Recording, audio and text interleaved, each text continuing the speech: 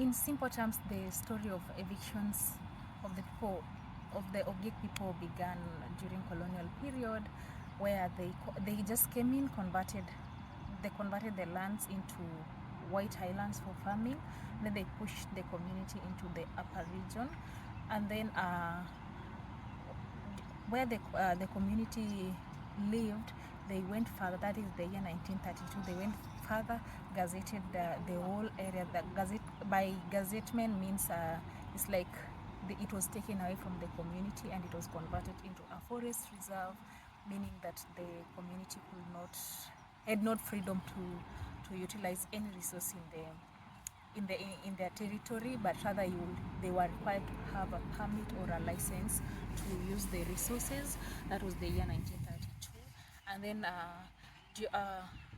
because the elders then saw that they were being infringed so much, they went into a negotiation with the colonial government that was there then, and then let me say, by their sympathy, they were able to to give them a small portion in the moorland. That is it's like a trust land. That is the native land. That is 1938. But again, that was later on converted into a national reserve, and in the year 2000, the only remaining land for the community, and so that prompted the formation of the organization called CIPDP, thus to follow up the issues of the community, the land issue, because the whole area was being converted, like taken away from the community.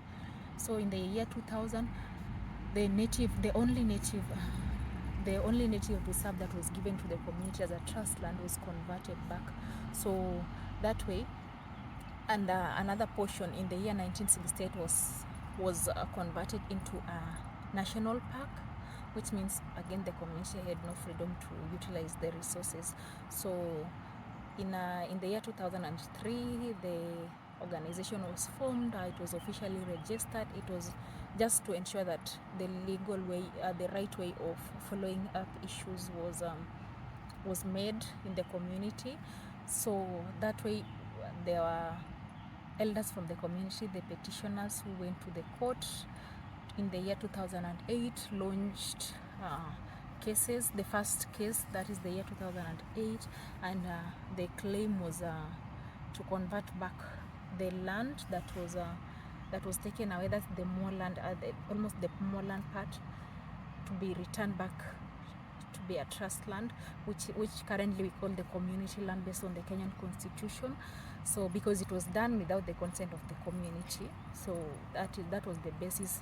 That was the basis of the court case, and that was the year 2008. So the case has been going on from 2008 until the year 2022. That is almost 12 years down the line. That is when the ruling was made, and it was made in favor of the community. So the community was given back their land, and it's like it is now under community land, which is supposed to be, it will be registered as a communal land. So that is where we are.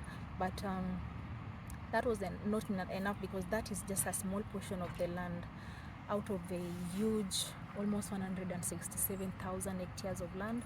It is only 17,000 hectares that was given back. What about the rest? So that is where now the second case was launched, where there was attempted evictions by the Kenya Forest Service, where they just come, burn the land, burn the houses, whether you are in or not.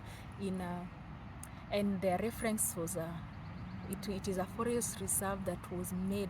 That boundary was made in the year 1938, and so the communities was like, no, it's not okay, and this was our ancestral land. So why was it? The boundary was made without even consulting us. We were not even educated by then. So we need to launch another legal way of converting that boundary. That is a colonial boundary. That is why the second case is in court, and it is ongoing. So that is where we are as far as the legal matters are concerned in the community. Yeah.